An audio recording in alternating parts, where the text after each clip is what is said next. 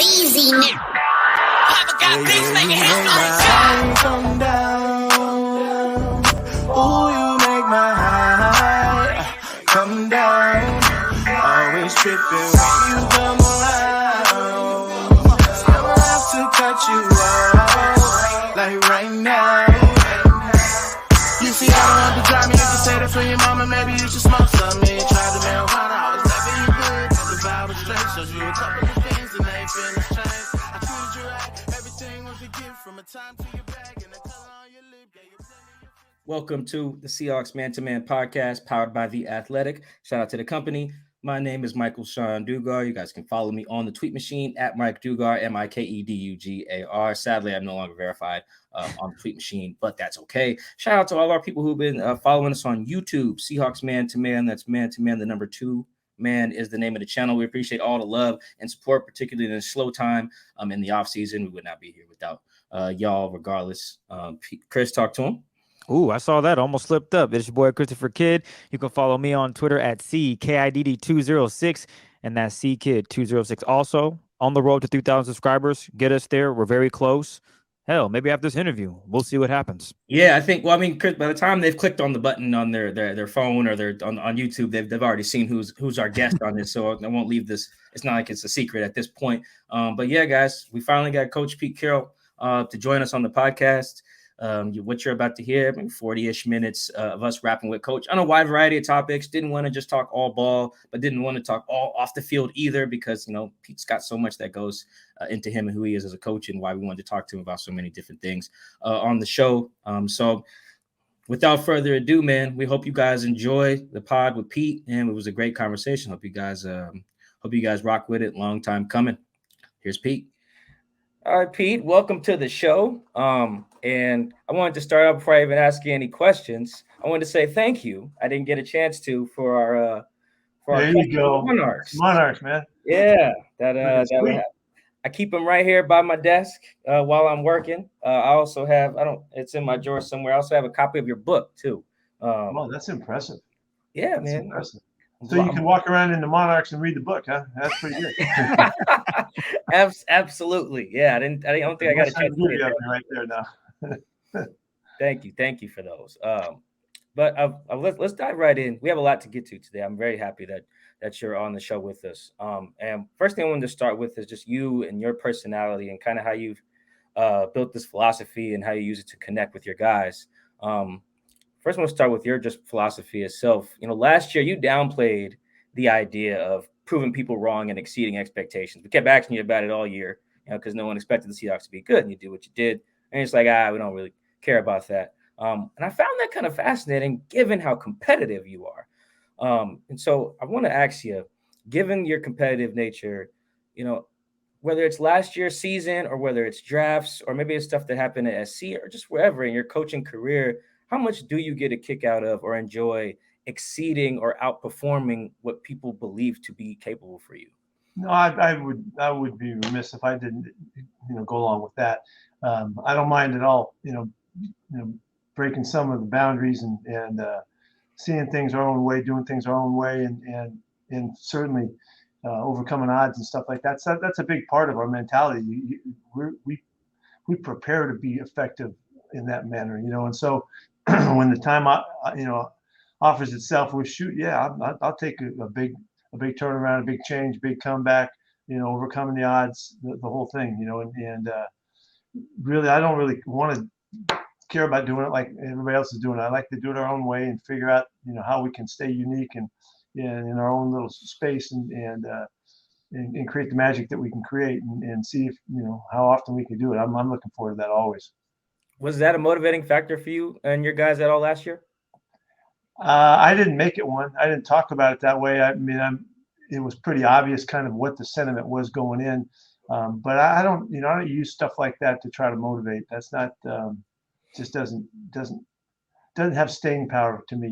It's just kind of hit and run and kind of hit and get out kind of thing. So we're staying more true to the principles that guide us and playing the best we can play and always, preparing at a really high level, always competing in all those things that we do to try to maintain a consistency. Because I find if you lean on something like a a theme for a season because you're the underdogs or people are talking bad about you. It's not going to last. It's not real. So we don't go there. And I've been covering your team for a while now, and I'm from Seattle as well, so I've always been following the Seahawks. And the most common compliment from your players is how you let them be themselves, and how that empowers them to be the best version of themselves. And I've heard it so often, but I've never got to ask you this: when did you decide that was going to be, a staple of who you are as a coach? Yeah, that's a good question, Michael, because it goes way, way back in my kind of early coaching days, kind of, and back to my college days, even, the stuff that I was working on, the stuff that I was studying, the stuff that moved me, kind of turned me in a different direction, was about performance in general. We were learning and studying performance, but it led us to, how can you get yourself in the best frame of mind to operate like you're capable of more consistently than the other guys. And it was a performance kind of a model that we followed. And it did lead to, to be consistent, you had to be authentic and you had to be true to who you are. And so the last thing I want to do with our players is try to make them like something that they're not, or something that I wish they could be. And so you hear me always talk about celebrating, their unique qualities, and I'm always looking for attributes and makeup that separates them from others rather than makes them more the same. And then because you're going to be your best when you're being yourself, man. So that's what I'm coaching towards. I'm coaching to find ways to help people be really comfortable with who they are, what they can become with their hard work and practice, and then try to steward them along so that they can stay in connection with that authenticity, and that allows them to be consistent. And so look at us after, we've been here 14 years or something, we're going on, and I what I'm most proud of is our consistency. And that's something that we're always teaching and coaching and expecting.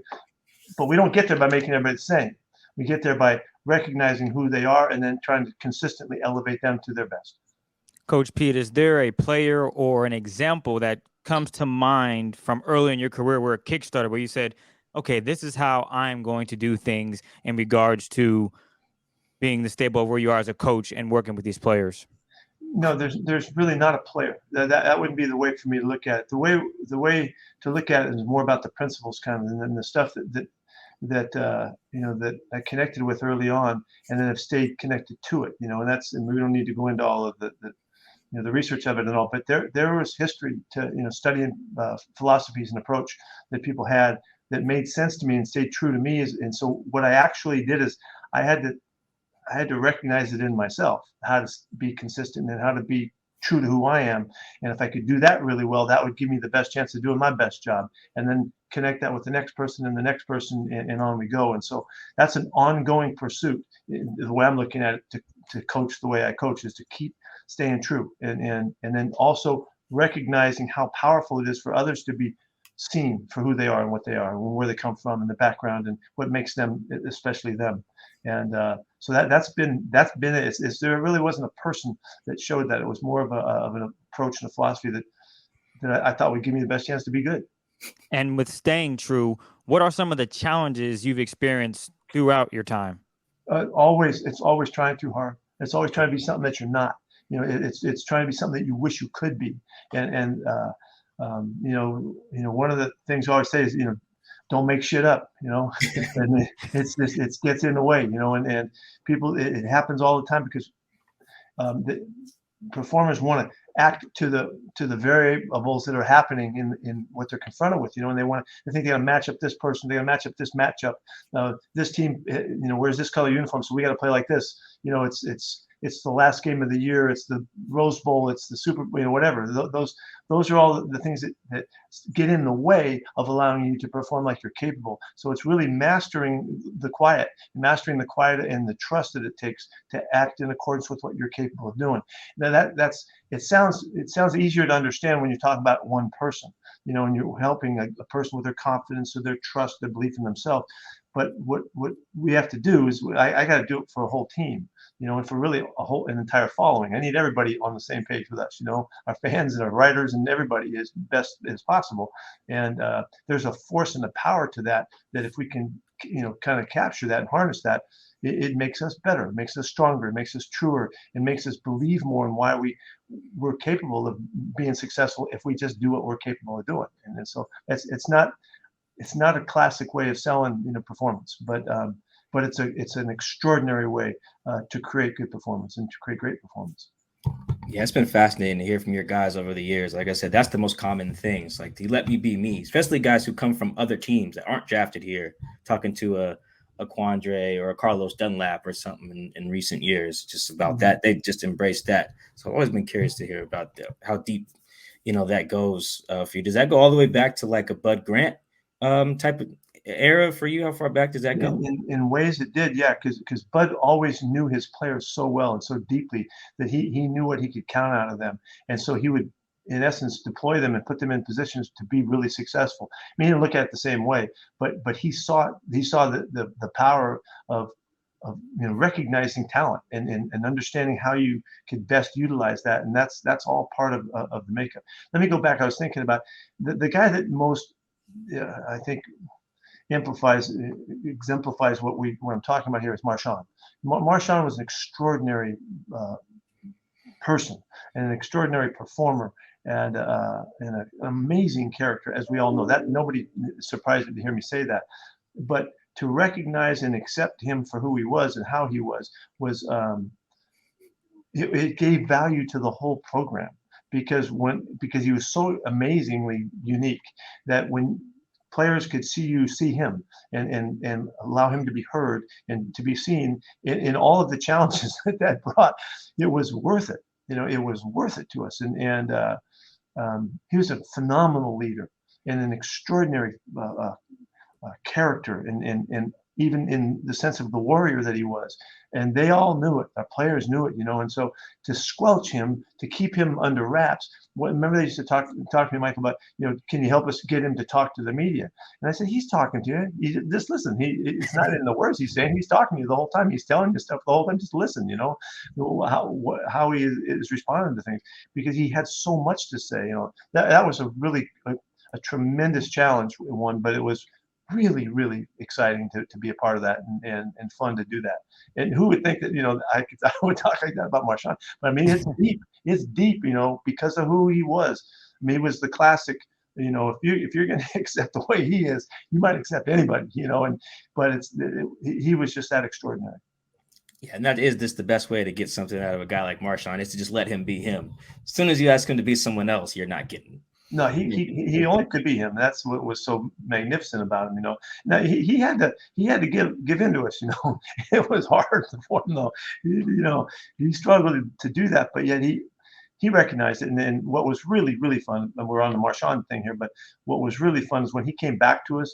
It was such a reunion, a reunion of really of spirits and souls, kind of to reconnect and to open up the opportunity for him to see his football team again, to see his program again. He was just extraordinary in his performance of how he handled that and gave us so much. So at the Combine earlier this year, you talked about sticking with your guys through thick and thin, and no matter the challenges that are thrown your way, you clearly value maintaining positive relationships with players, former players, however you want to look at it. How have you navigated maintaining those relationships through those tough times? Well, the best way I know how to do it is to communicate really clearly and stay true, and so they can count on you, and keep standing for what you stand for, and don't let the factors outside of you change you and change what you're doing. And when people say, well, that means you're not being flexible, and that's not what I'm talking about. There's a difference about being flexible and adapting to things and staying true to your beliefs and who you are and your expectations and your standards. And that's how we've made it through it, and always come out the other side okay. And I would love nothing more than to see us turn in a really strong direction right now with the group that we have, and so that it's visible to all of the guys who have been with us in the past, that they'll see it and they'll understand it. They already can feel it, and it'll be powerful to recreate something that was really, really special here, and we got a chance. One of my favorite moments from you is an impromptu speech that you gave in 2020. I think it was Jackie Robinson Day in baseball that year. It was right after Chadwick Boseman died in 2020. It was a speech about race in America. I was actually rewatching it before you came on just now because it was very powerful, and it spoke to how important the intersection of race and sports has been to you, not just since you've been at the Seahawks, obviously, but just for years. But since I've been covering the team, it's been very apparent.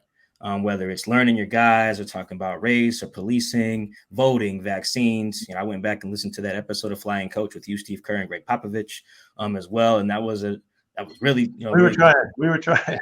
Yeah. well. Then the thing that you talked about in your speech, this is the 2021, was something that I've always thought about you is that you are, I think you turned 72 in September. You're a 70-year-old white guy, and your job for 50 years, for the most part, has been to be around primarily young Black dudes in ages 22 to like 36 or something like that. And it's offered this opportunity to get all these unique experiences. And they seem to have shaped you and become so important to you. And I want to go back and maybe get to the origins of some of that, of like when the intersectionality of your job and the guys you coach and race and everything, when did that become so important to you? Well, after getting through the rigors of climbing the ladder in the world of coaching and all of that, that you're young and blind to, have the ambition of it and all. I was in the middle of an environment and an opportunity to see the world differently than a lot of other people. And I didn't know it for a long time. I didn't know, I was just, like I'm saying, I was just kind of mired in the challenge of everything. But when I was, we had enough success, I think was part of it, and fulfilled some needs and stuff along the way that I just finally just woke up and to what was going on around me and the lessons that I was being taught and the experiences that I was having and the love that I had for so many people from so many different backgrounds and the shared experiences and the stories that they have been able to help me come to understand the truth and the reality of stuff. So when you finally see the truth, how can you step away from it? How can you turn from the truth of how people have been treated and how lives are shaped and worlds are designed in certain ways to keep people down and hold people back and restrict a great opportunity, a great life, and in so many ways it's so obvious, that it just kind of became part of my driving force, about loving people and seeing people and hearing people and it's not far away from an effect that Coach Grant had on me, about seeing and observing and listening and watching and being a great listener to the world around you, and he was great at it, and then I admired him so much, but I didn't understand where it could best serve, and I wanted to be like it. I thought he was onto something, and then it just my awareness just opened up, and whatever the preconceived notions, what had been taught growing up, whatever, what I was watching as a young white kid growing up in a real comfortable area in Northern California and all that, it just changed and shifted, and I always had an openness, that I grew up with a real openness about me, and but really when in LA, some things happened there, and some people took me in, and I called out I wanted to help and I wanted to do some stuff, and then I got connected to some people that really took me in to some places and some lifestyles and some forms that really helped me see differently than I had seen before. So and I jumped to the flying coach thing, that was an idea. I called Steve up. I said, let's see if we can get a dialogue going. Let's see if we can open up the conversation, because Steve was a really aware, lovely person and bright and brilliant and articulate and all that maybe he could help me, just make some inroads with that weren't being made and that had been missed out. And so much has happened since then. I mean, it's been like an entire new life around me and my family and all that we found ourselves.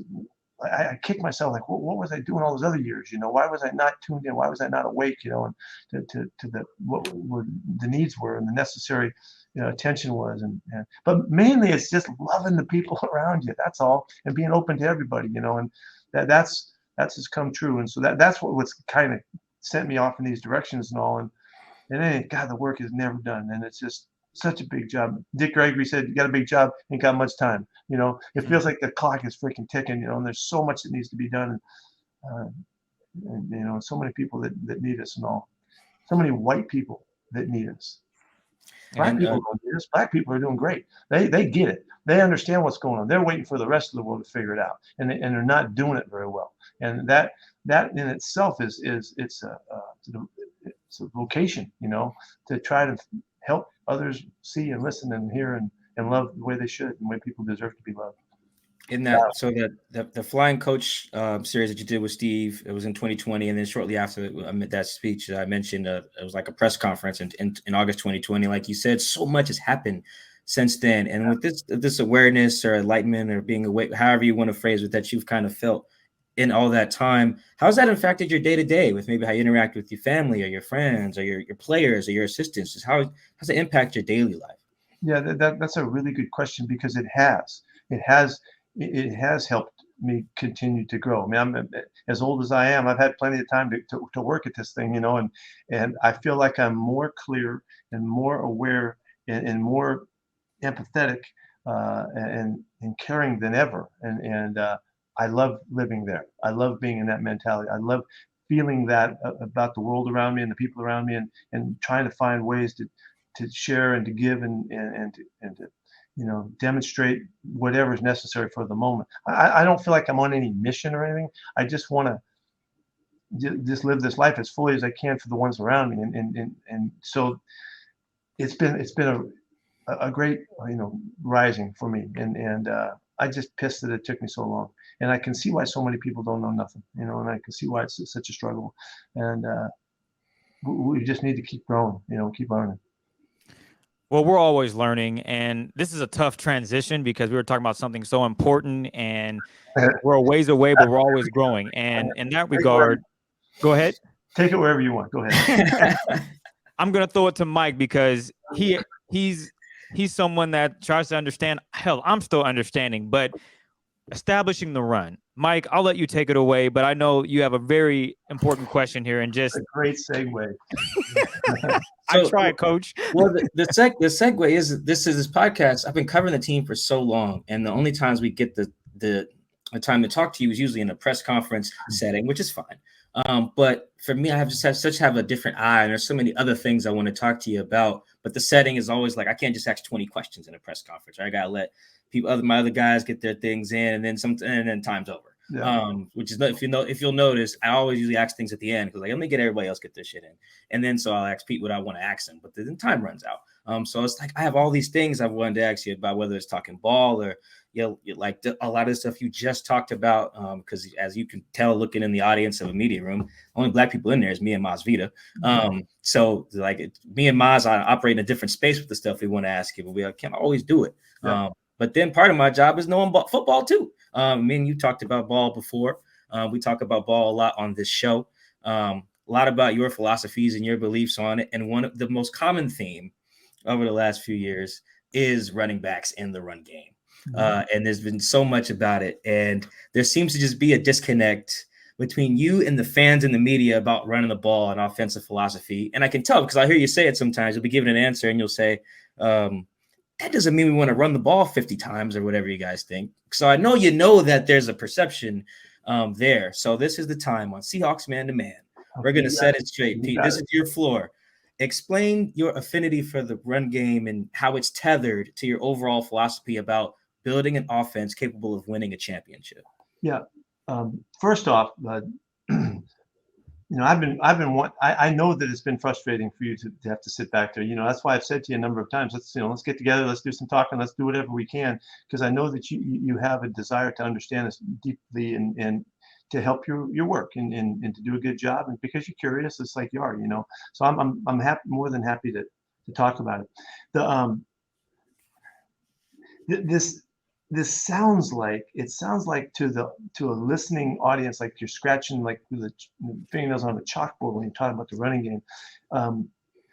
But what I'm representing I'm representing the game, football, the way a way to play this game so that you can win more than the other guys and be successful more than the other guys and cover the elements of the makeup of the demanding part of this game so that you can find success regardless of what the circumstances are, and you can win longer and more consistently than others.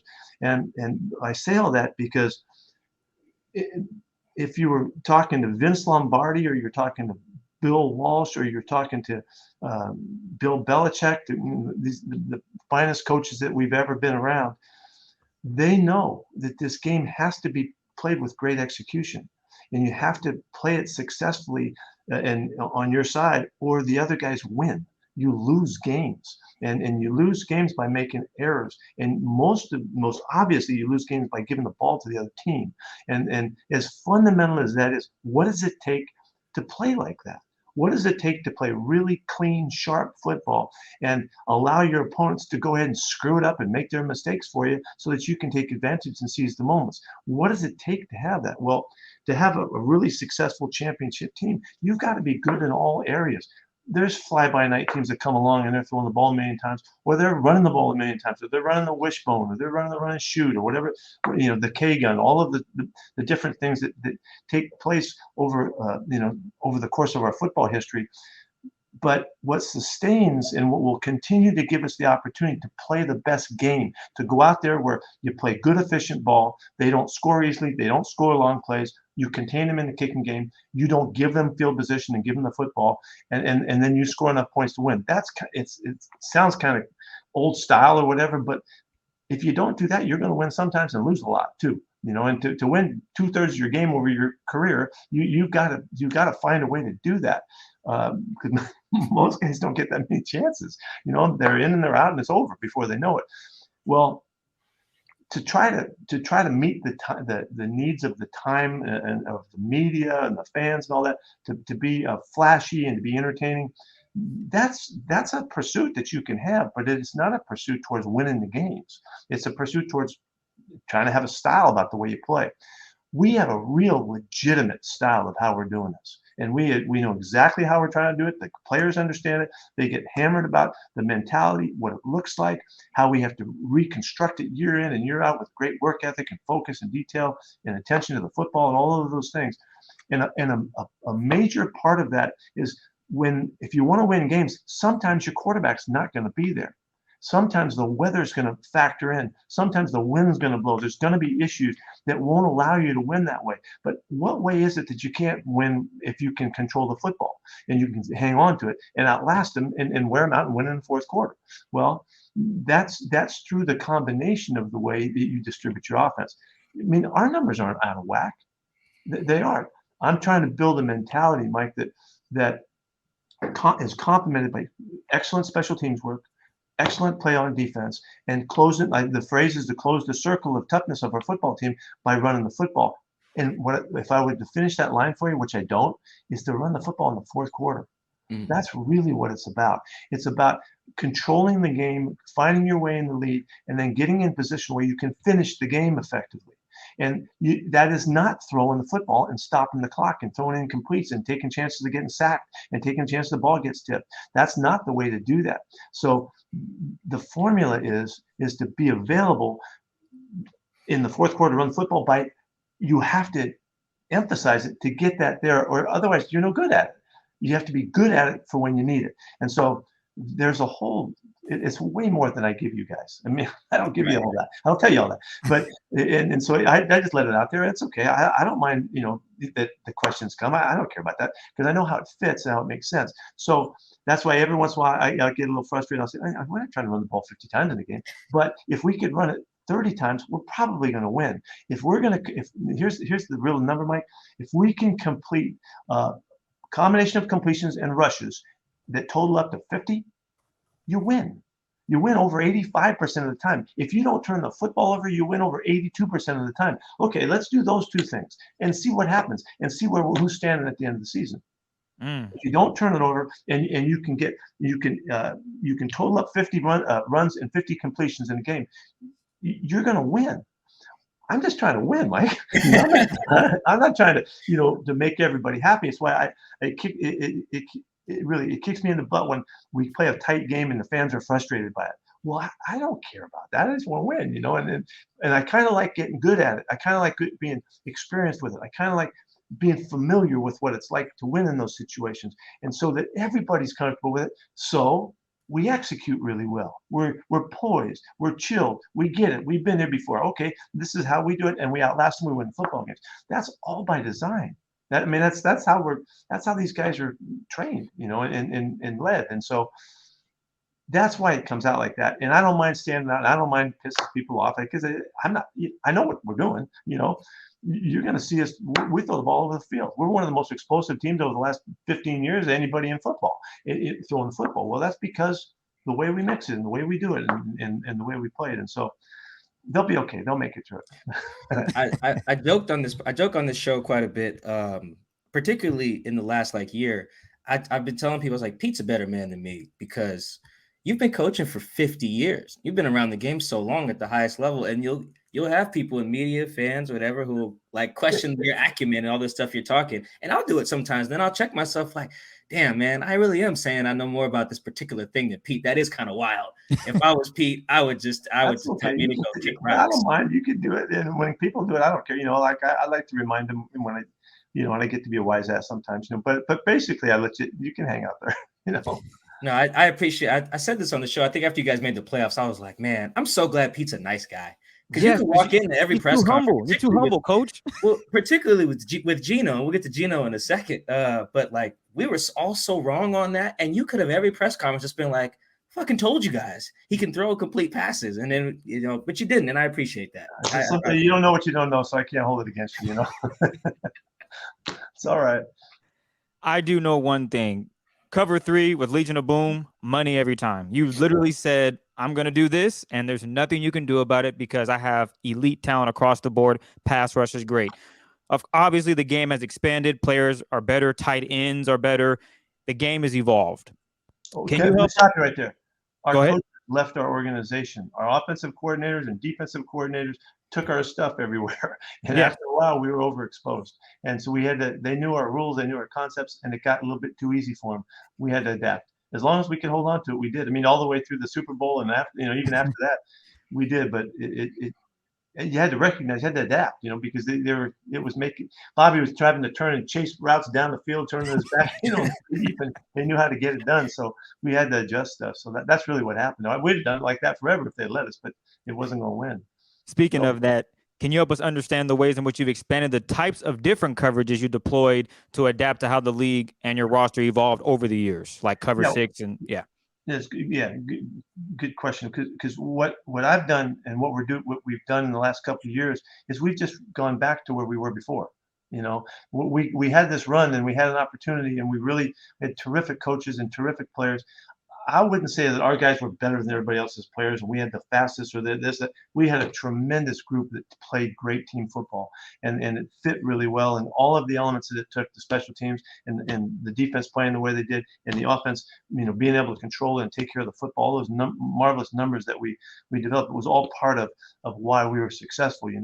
But what we've done is, I've been exposed to a lot of football over the years, and when I'll just tell you, when I went to USC, we weren't able. I didn't have the guys that could coach it the way to the depths and that I was bringing in. So I had to adjust that. We adjusted there, and we basically have done everything we did at SC here. We didn't change. You think of it as all the 3 deep stuff. We did all that at SC, but it also had been done.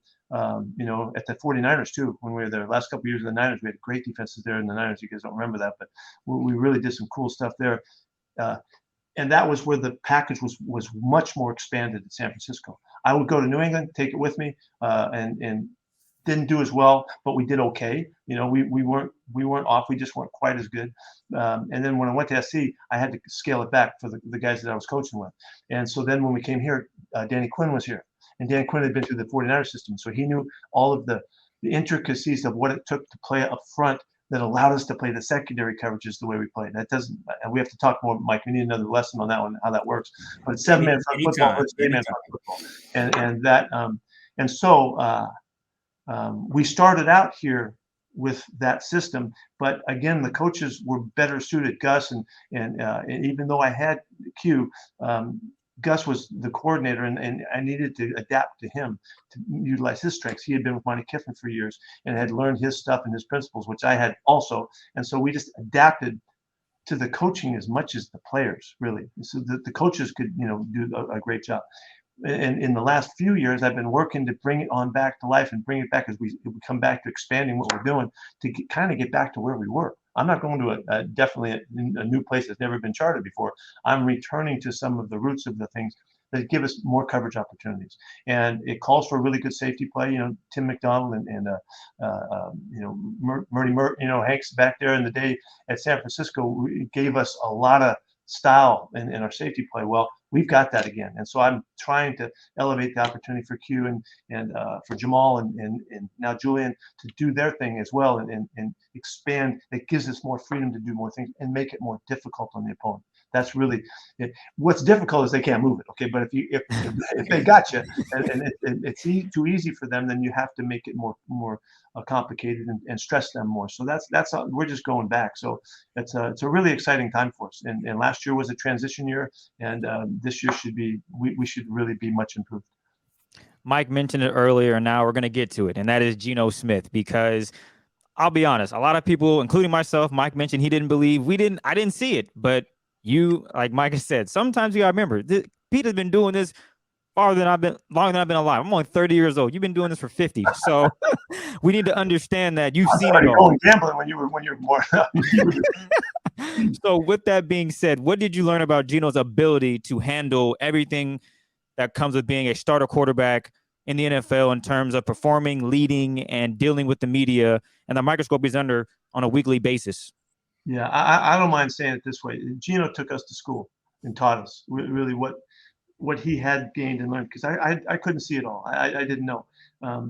I saw the guy. I saw the competitiveness. I saw the toughness, the athleticism. He had all that stuff. But he was always playing behind Russ. He never got a chance to do anything. We saw him in practice. But I didn't know how he would handle it, because he's a fierce competitor. I mean, fierce competitor, and he flies off the handle. He gets pissed and in a way that could be a distraction to performance, And so we've worked really hard. You guys all seen that. We've worked really hard to help him, not get in his way of the greatness that he has. But that wasn't all shown in those early years. But to be frank with you, man, we took a chance on Geno. We really did, because we had banked so much quality time, and he showed us a glimmer of a glimpse of himself when he played against it was Rams. No, it was before. It was when he played the year before. We saw him the Jacksonville game. I think it was the one. Oh, but yeah, when we played in the 3 games, and then he got to the Jacksonville game, he showed us. It took him a couple weeks, but he showed us like extraordinary level of play, and he was 15 for 15 to start the game in total command. We kicked butt, had a great day, and it was like, holy cow, look at this. This is Geno. This is how he could play. Russ comes back next game against the Packers, and right or wrong, Russ comes back in and plays. We get shut out. Wrong. Nice job, Pete. I screwed that up.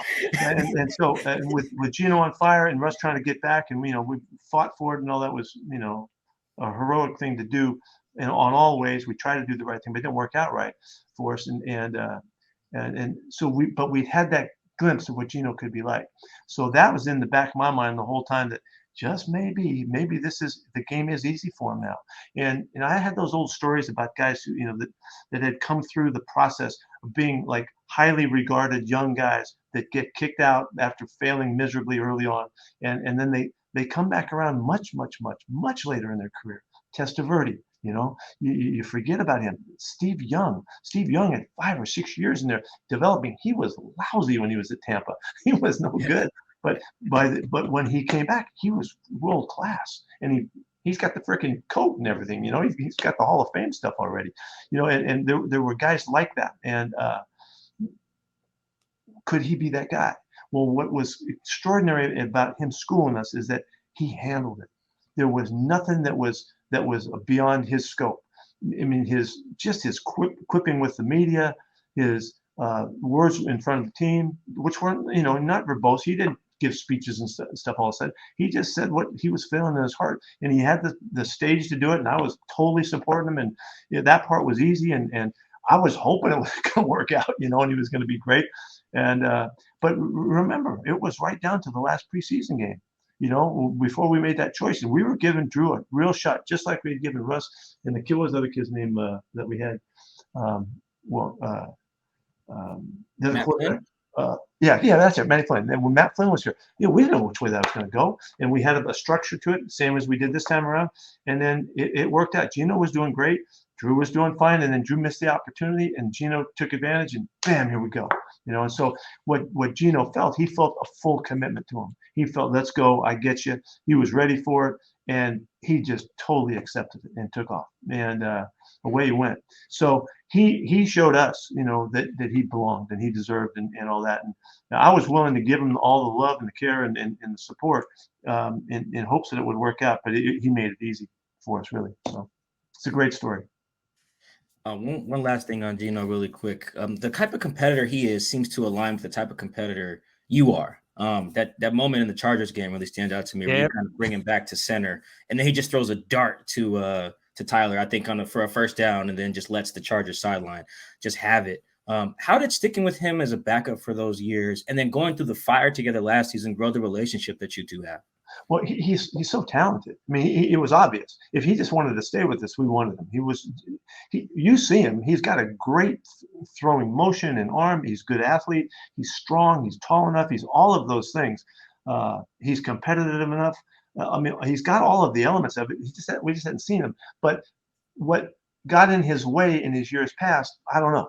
I don't even know what it was. I don't know what it was. But he didn't satisfy the challenges that he had to make it to the top of it. And so we were the beneficiaries of those 4 years of him sitting in the system. And he is a total system guy, man. He gets it. He totally owns it. He reads sideline to sideline. He makes the checks. He makes adjustments in the protections. He does all of that stuff to a masterful level. And so it was really, it just was a really clear-cut chance, to go with him and to make it happen. And so he pulled it off. There were so many guys that me and Chris were talking about. Who should we ask Pete about that gets into the heart of the team? Obviously, the quarterback was one of them. And the next guy we settled on was actually Quandre Diggs, which might surprise a few people. But it just feels like so much of your team's identity can be explained just by watching Nino. It's how he plays, how he competes, how he jokes with his guys, how he leads them, carries himself in the media as well, cares for his teammates. Just how would you describe the way he's, for lack of a better term, becomes such a critical part of this Seahawks family over the 4 years and change that you've had him? Well, you nailed it. That he is the guy. That he is the guy that you're talking about. What happened, what I know about the story, and I don't know great depth about it, when he was at Detroit, he was a leader at Detroit. He had rose through the ranks of being a nickel and then taking over at safety and all that. And he was a captain. I don't know if he was a chosen captain, but they would talk to him like he was one of their captains. And he spoke out about something one time. They thought it was necessary to say to the coaching staff or whatever, and they got down on him and they made him available to trade him like out of nowhere. Well, we didn't have a great sense for him at the time. We knew he was a good player and all that, but we needed a guy. And so when he became available, we lucked out a little bit, and because we didn't know who he was as well as we now know. He's got a way about him. He has he's this unusually sized guy. He's not the biggest guy. He's fast enough, but he's not the fastest guy. He's the stud, but he's not the strongest guy. He's just a fantastic football player. But more than that, he's got this way about him. He's got this nickname. We call him Nino. I don't know where that comes from. I'm not sure what that's all about. But is he a mob boss? I don't know what the heck he was, or what is he going to be? I don't know. But it's got this kind of Italian ring to it to me. I always thought that he had power or something. He's sitting in the corner of the rooms in the dark, back in the back of the restaurant, nobody get behind him, like the Godfather or something, because he has a power in his language. He has a power in his perspective that was very similar to like Marshawn. And the guys love him. They just love him, and they'll like he says something, they do what he says, and however that happens, and he's kind of like the Godfather, so plus He'll knock the fire out of you, man. He will hit guys like nobody else will hit you with the ferocity of the great players that have ever played this game, flying up in the alley on wide running plays and wide perimeter plays. That's just has separated him. Plus, he's a really good hand-eye guy, and he can make the catches and make the interceptions and all that. Should have had a bunch last year, missed a couple, but he's a ball hawk. So it's kind of more who he is, as well as his play, that makes him into this role player that he's calling Nino, which is, again, I don't know where that comes from, but it's awesome. Might be Nino Brown. You gotta watch the movie New Jack City. That's where you'll understand the Nino reference. Yeah, watch the movie New Jack City. It's like an early '90s gangster movie set in New York. Wesley Snipes. It'll all make sense. Yeah, Wesley Snipes. It'll all make sense once you watch that. I promise you. Shoot, I got one more for you, and it's basically about the one and only Bobby Wagner. And I think everyone understands how important Bobby is and was with the Seahawks. Obviously, he was on the team last season, but what does Bobby bring to this Seahawks team that I don't see, Mike doesn't see on a daily basis? Take us maybe behind the scenes on that. Yeah, first off, Christopher, to make reference, it came up the other day, and I think you asked the question, Mike, who was, what players, what were they saying? What did they, what were they telling you that I should have known about him that would make us want to take him or whatever? That isn't how it went. Like I said to you guys, I was really glad you asked the question, because it wasn't how that went. I mean, I was in love with the thought the whole time. I mean, when we had the chance to really watch Bobby play and play against us and to come through and to play so well in our matchup, and then to visit with him in the locker room. If there was ever a reason, I already thought it then, but if there was ever a reason, it was just the moments that we had to share that connected us to our history and our background of the things that we had done together and all that, that just made it like so obvious that we should get him. And now you're asking why, why, what is it about him? His way, his way of how he presents himself in this program has always been first class. He's always been on point. He's always been where he's supposed to be, needs to be, should be, so that you could count on him. He was like one of the most accountable guys you've ever been around. And we weren't the only ones that recognized that. Players did too, and the people around him recognized it. And as he was the young pup, early on with our defense, and he was calling defenses, maybe before he was ready or whatever, he took over and took that leadership role in a really storied group of guys. He handled it.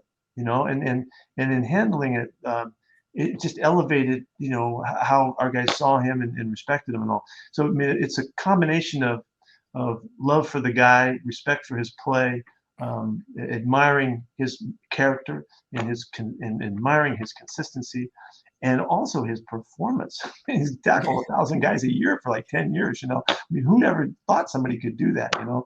So in him coming back to us, just zip it all up to, shoot, we got Bobby back, really. And that's, I mean, and it's just, he feels it and I feel it. And I know the ones around us too, that it's perfect. It's a perfect thing to have happened. And at this time with this team, as we're trying to emerge into this, become something, we haven't done anything yet, try to become something. He's a perfect factor in there, and we'll add to it. And I'm not going to ask him to give a bunch of speeches and to talk everybody into this. I just want him to just play football and have fun doing it. And if he'll do that, like he knows how to do it, it'll work out great. And he'll have a big influence on guys just because he's here. And he's just one of those, rare guys that he's got all that and remarkable individual. I've also said too, as we were ending up the other day with the press conference, he's going to be around for a while. He's going to have to be a factor here in this area, and he already is connected, and we'll know Bobby for a long time after the time he's finished playing, and it's going to be a marvelous long-term relationship.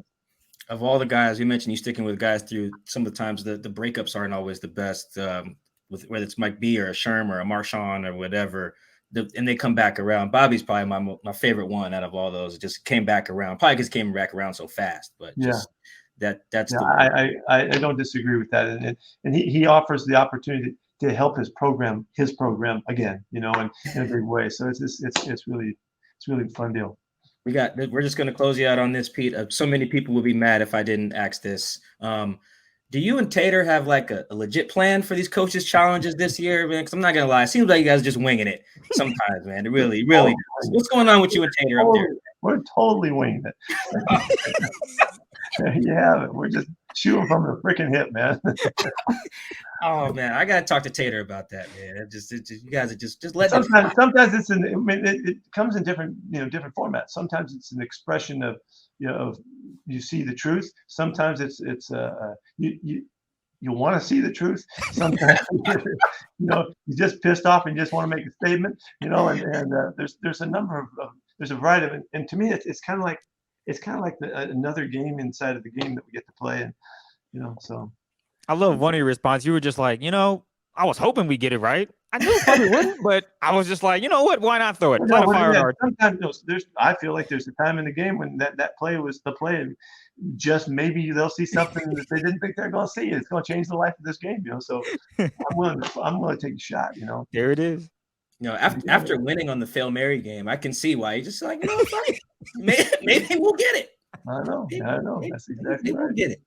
Look, thank you, Pete. Man, I wish we had more time with you, but to get this time with you, me and Chris been looking forward to this for about 3 years now. So thank you. We're so happy you made We'll come back. We definitely gotta have you back. I'm gonna podcast you guys. Watch out. Hey, we're ready. We're ready. Make that call, man. We'll definitely do it. Thank you so much. Pete. You have a good one. And that was our conversation with Seahawks head coach Pete Carroll, man. Chris, we got him. So many gems in there. So much of just digging into how he how he ticks. I love that. I love him talk about ball. I love just admitting, him and Tater are just up there, just freestyling it with the challenges. We knew that already, but it's it's confirmed now. Yeah, it's just fun to just hear. Also about Geno and Quandre too. Bobby as well. Those guys like the central figures there. And I love that Marshawn. Kind of anecdote, but just if there's any player that kind of embodies how Pete succeeded by letting a guy be himself, it's definitely Be Smooth. That's a guy you can only let be himself. Otherwise it'd be consequences and repercussions. Now I love that he ain't seen New Jack City. I don't know where Geno's from, but I like it. Mob boss. I love it. I love it. Especially because Quandre tweets a GIF from New Jack City every morning after they win a game, a Victory Monday. You guys will see that now that I've mentioned it. But anyway, that's our show. Thank you guys for tuning into the Seahawks Man to Man podcast and listening to our conversation with Pete. We're going to hold him to having him back and having us on his pod. Yeah, I'm going to hold him to that. I'm going to shoot them a note right now. I'm going to text them after we sign off. But again, I'm Mike. That's Chris. This is Seahawks Man to Man. Hopefully we get up to our 3,000 subs after that interview with Pete. We appreciate the love and support from you guys. On that note, we gone.